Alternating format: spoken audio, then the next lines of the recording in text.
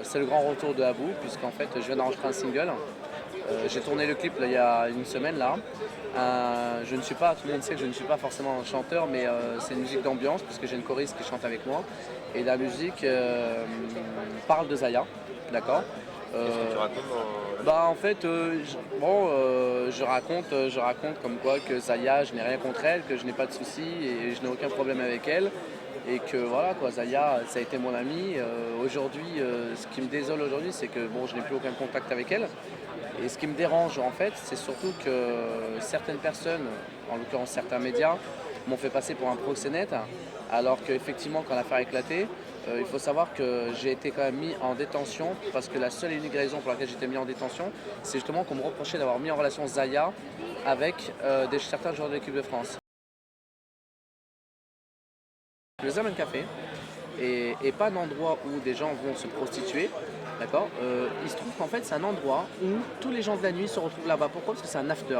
C'est le seul endroit à Paris qui ouvrait à 5 h du matin où on pouvait à la fois boire un verre et à la fois manger un petit plat libanais, d'accord, parce que c'était un endroit, c'était un cabaret oriental libanais. Et en fait il y avait tous les gens de la nuit, donc tu avais tous les serveurs, les videurs, tous les gens qui finissaient leur boulot à 5 h du matin se retrouvaient là-bas. Alors effectivement, je dis pas qu'il y avait pas de prostituées. Il y en avait, c'est sûr, mais on n'allait pas pour se prostituer. Les gens se retrouvaient entre eux pour aller boire un verre, c'est tout quoi. Et donc du coup, en fait, ce qui s'est passé, c'est que moi, en fait, je connaissais le propriétaire du Zaman Café, qui était pas un ami, parce que je peux pas dire que c'est un ami, on se voyait pas souvent, c'était une connaissance, et qui un jour m'a proposé de me dire, m'a dit, bah Abou, voilà, vu que tu es dans l'événementiel, tu connais pas mal de gens du showbiz, tu es agent d'artiste, est-ce que ça t'intéresse? Moi, j'en ai marre de cette clientèle-là, je vais arrêter le cabaret, je vais arrêter la clientèle orientale, je vais en faire une boîte de nuit un peu branchée, donc avec un DJ, un truc branchouille quoi. Je lui dis bah pourquoi pas, on verra. Et donc du coup je suis resté un peu en contact avec lui. Et c'est à ce moment-là que moi j'ai été mis sur écoute, parce qu'il faut savoir que j'ai été mis sur écoute quand même pendant près de 5-6 mois. Et que quand même à aucun moment donné on m'entend parler sur une conversation en disant oui avec des prostituées ou des pseudo-clients comme on m'a fait passer, alors que voilà. Donc ce qui me choque en fait dans cette affaire, c'est qu'il y a un véritable malaise, puisque aujourd'hui Abou Sofiane, moi, j'ai été mis en détention pour avoir mis en relation Zaya avec 3 joueurs de foot, en l'occurrence Franck Ribéry, Karim Benzema et Sidney Govou. Et le problème, c'est que Karim Benzema, je ne le connais pas. C'est quelqu'un que j'ai croisé en soirée parce qu'il est originaire de Lyon comme moi. Franck Ribéry, je l'ai vu une fois à une soirée. Et la seule personne que je connais, et ça je l'ai dit, que je connais bien, c'est Sidney Govou, qui est un ami, et qui lui est totalement mis hors de cause, puisqu'il a effectivement eu des relations qu'il a avouées, mais elle avait 18 ans. Zaya, je l'ai connu il y a 3 ans. Il y a 3 ans. Je l'ai connu il y a 3 ans. Je l'ai côtoyé pendant 1 an, Zaya. D'accord? Et ce qui me choque le plus dans cette affaire, c'est que au moment des faits, quand l'affaire a éclaté en avril 2010, l'affaire a éclaté, Zaya, je ne l'avais pas vue depuis 1 an. La seule fois où je l'ai vue en 1 an, c'était le jour où elle m'a fait la surprise à mon anniversaire, au mois de janvier. Donc si vous voulez, l'affaire a éclaté en avril 2010. Je l'avais vue 3 mois avant, en janvier, parce que je suis né en janvier. Elle est venue en janvier 2010 à mon anniversaire et ça faisait déjà 1 an que je ne l'avais pas vue. Et quand j'entends la police judiciaire, parce que j'étais quand même au quai des Orfèvres, me dire oui voilà, t'es le proxo à Zaya, je fais mais attendez, mais vous êtes fou quoi. J'aurais été le seul proxénète sur Terre à avoir laissé une nana qui gagne je sais pas combien par mois, mais c'est une question logique. Si j'avais été son proxénète, pourquoi j'aurais pas donné de nouvelles à Zaya pendant 1 an? D'accord? Alors, certains pourront me dire, oui, mais peut-être que tu étais en froid avec elle. Ok, d'accord. Alors, admettons que j'étais en froid avec elle. Pourquoi alors, à ce moment-là, elle est venue à mon anniversaire 2 mois avant que l'affaire éclaté, au mois de janvier, pour me faire une surprise? Donc, il y a un vrai problème. Alors, c'est soit j'étais son proxénète, et à ce moment-là, bah attendez, Zaya gagnait, elle déclare, donc je sais pas, c'est elle qui déclare qu'elle gagnait 20 000 euros par mois. Alors, j'aurais été le seul proxénète stupide à avoir laissé une fille qui gagnait 20 000 euros par mois, sachant que les journaux disaient que je prenais entre 20 et 30%, ce qui représente à peu près sur 20 000, 6 000 euros. Alors là, je roulerais en Ferrari déjà. On a parlé de Abou Sofiane, ouais, qui était le proxénète, parce que pourquoi? Parce qu'en fait, j'étais la seule personne, parce qu'il y a plein de gens impliqués dans l'affaire, de près ou de loin dans cette affaire-là. Parce qu'il faut savoir une chose, c'est qu'il n'y a ni proxénète dans l'affaire, ni réseau. Il n'y a pas de... Zaya travaille toute seule, les prostituées qui étaient là travaillent toutes seules. Les joueurs de foot, on parle de joueurs de foot, il y a 2 joueurs, et encore, parce que Franck Ribéry, je crois je sais pas, je crois qu'il a avoué, mais Karim Benzema, c'est même pas sûr qu'il ait couché avec elle. En tout cas, il n'a pas dit qu'il avait couché avec elle. Donc, c'est ça que je comprends pas. Donc, on parle de joueurs de foot. Et encore une fois, pour moi, c'est uniquement juste pour alimenter les médias, parce que les médias n'avaient rien. Et ce qui m'a dérangé, moi, le plus, c'est que moi, pourquoi on m'a mis en avant, c'est que moi, quand un journaliste, je sais pas qui, allait taper sur internet Abou, il y avait de la matière sur moi, parce que moi j'avais fait la Nouvelle Star sur M6, j'avais une émission qui s'appelle le Abou Show, j'avais fait des soirées à l'Étoile, donc c'est vrai que quand on va sur internet on tape Abou ou Abou Sofiane, il y avait de la matière, donc forcément quand l'affaire éclatait il fallait quelque chose. Les autres personnes qui étaient impliquées, les patrons du Zaman Café ou d'autres personnes dont je ne citerai pas le nom, ne sont pas connues médiatiquement par rapport à moi. Toutes les lumières sont... Donc forcément, moi quand tu vas sur internet, et puis il y avait l'histoire de l'émission que j'ai faite avec Zaya qui m'a porté énormément de préjudice, parce qu'en fait, quand les inspecteurs de police ont parlé de l'affaire, ils sont tombés sur cette vidéo où je danse avec Zaya, qui était une émission comme tout le monde, où c'était un action vérité, où c'est elle-même qui me demande avec un autre garçon en train de danser. Il n'y a rien de mal, je danse avec elle, et ils ont fait la rapprochement en disant oh, c'est vrai qu'ils ont des liens étroits avec elle, alors que pas du tout. Zaya est une amie, c'était comme ma petite sœur. J'étais comme son grand frère. À chaque fois, des fois, elle était là, elle me dit Abou, voilà. À chaque fois, elle a un petit souci, elle se confiait à moi. Et d'ailleurs, j'ai plein de gens de mon entourage, que ce soit des filles ou des garçons, qui pourront vous dire, qui pourront témoigner en disant mais Abou, mais c'était une amie, d'accord. Et le truc, c'est que Zaya, c'est une fille qui est très gentille. C'est une fille qui sait ce qu'elle fait. Elle est pas bête. Hein, contrairement à certains médias qui ont dit que Zaya est une fille très gentille, qui sait ce qu'elle fait, parce qu'elle a toujours travaillé toute seule, d'accord. Il faut savoir qu'une chose, c'est que moi quand j'ai connu Zaya, je ne savais pas qu'elle était prostituée, d'accord. J'ai connu dans une boîte de nuit, dont je ne citais pas le nom, sur les Champs-Élysées, où elle était elle-même dedans. Donc elle n'avait pas besoin de moi pour rentrer en boîte de nuit, contrairement à certaines personnes qui disaient, ou certains médias disaient oui mais non, Zaya effectivement elle est partie à des soirées avec moi, d'accord, je lui ai déjà présenté des amis, que ce soit des hommes ou des femmes, mais voilà, après si elle a fait ses trucs de son côté, c'est pas mon problème.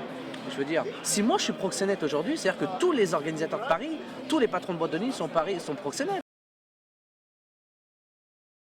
Ça fait maintenant 1 an que l'affaire a éclaté. Moi, j'ai quand même été en détention. Il faut savoir une chose, c'est que j'ai fait appel et que la chambre d'instruction m'a tout de suite automatiquement sorti. Donc quand même, ce qui veut dire ce que ça veut dire. Aujourd'hui en France, on n'est pas dans les pays où il y a de la corruption. En France, je veux dire, s'il y avait des preuves concrètes, jamais une chambre d'instruction n'aurait pris le risque de me faire sortir. On est d'accord. Donc maintenant, aujourd'hui, l'instruction est encore en cours. Il y a un jugement qui va y avoir lieu, je pense, pas avant 1 an, 1 an et demi encore. Donc la procédure est longue. Pourquoi elle est longue? Parce qu'il y a beaucoup de gens impliqués dans l'affaire. Et ce qui me dérange aujourd'hui, c'est qu'on retient que le nom de Abou et des footballeurs. Or, dans cette affaire-là, tout le monde sait qu'il n'y a pas que des footballeurs qui sont impliqués. Et il n'y a pas que Abou qui était là, le petit robot de service qui a payé pour tout le monde. Qui était là au mauvais moment, au mauvais endroit. Parce que moi, j'estime aujourd'hui que je me suis fait, entre guillemets, avoir par des personnes mal intentionnées qui avaient un intérêt derrière. Maintenant, je ne peux pas en dire plus que l'instruction est en cours, mais... T'as ta petite idée. Bah déjà j'ai ma petite idée, mais il faut savoir une chose, c'est qu'il y a quand même une enquête en parallèle.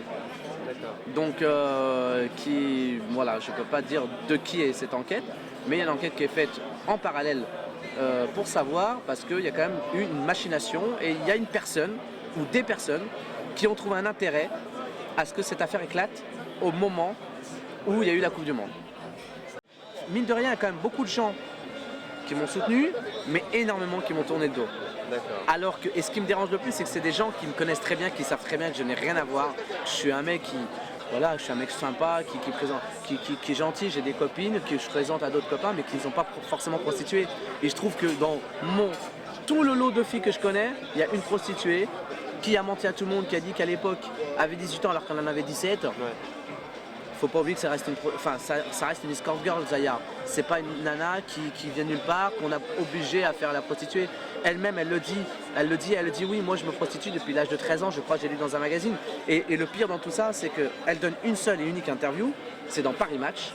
Ouais. Et elle dit clairement, je n'ai pas de souteneur, je ne donne mon argent à personne, Abou est un ami. Aujourd'hui, Abou, c'est quoi? Je suis au RSA, je gagne 400 € par mois, d'accord? J'ai trouvé un boulot, je suis revenu sur Lyon depuis maintenant 1 an.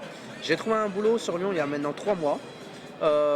J'étais responsable de communication dans un endroit, dans une péniche, ça faisait restaurant et bar, mais pas boîte, bar quoi. Et il se trouve que la police de Lyon est venue enquêter sur moi, est venue voir le patron en disant voilà, vous avez embauché Abou Sofiane, donc en gros faites attention parce que vous êtes suivi, alors que déjà ils n'ont aucun droit parce que je ne dépends pas de la police de Lyon et qu'ils n'ont aucun droit de faire ça. Donc j'ai été quand même mis à la porte par mon ancien employeur parce qu'il a eu peur, parce que la police de Lyon est venue, et aussi parce que certains clients lui faisaient le reproche en disant vous savez, c'est inconscient de ta part d'avoir embauché Abou de l'affaire Zaya. Donc aujourd'hui, cette histoire me suit, me porte énormément de préjudice et j'ai une image salie, aussi bien sur le plan professionnel, sur le plan amical avec mes amis, sur le plan familial, parce que ma famille en a souffert énormément. Faut pas oublier que j'ai fait comme 6 semaines de prison à Fresnes, qui était mais plus que difficile. Alors, par contre, je remercie quand même, ça c'est quelque chose qui me tient vraiment à cœur, c'est que je remercie quand même les personnes qui étaient avec moi à Fresnes, les détenus, parce qu'ils ont été d'un soutien vraiment comme ça. Je pense en l'occurrence à un très bon ami à moi qui est encore là-bas qui s'appelle Rouquin. Voilà, donc c'est pour ça, mine de rien, en prison, il y a quand même des gens bien parce que eux savaient que j'avais rien à voir, ils ont vu comment j'étais. Et quand tu es en prison, tu vois ta tête placardée dans le journal de 20h de TF1 ou dans tous les presse people, parce que l'affaire a fait la presse people, j'ai fait les faits divers et j'ai fait les magazines sportifs. Donc on ne pouvait pas me louper. Ah ouais, putain, Donc aujourd'hui, Abou, c'est quoi? Pour certaines personnes, c'est un proxénète, alors que je suis, mais vraiment pas du tout ça, quoi. Je suis juste un petit gars qui vient de Lyon, qui a fait la Nouvelle Star, qui est animateur télé, qui voulait réussir à faire du relationnel. Mais jamais de la vie, j'ai pas du tout le profil d'un proxénète. Aujourd'hui, tout le monde sait que ça existe plus, les proxénètes. Ou alors c'est pas, c'est plus les gens de l'Est, c'est pas. Et je veux dire quelque chose, la nouvelle génération de proxénètes, c'est quoi? C'est les prostituées elles-mêmes.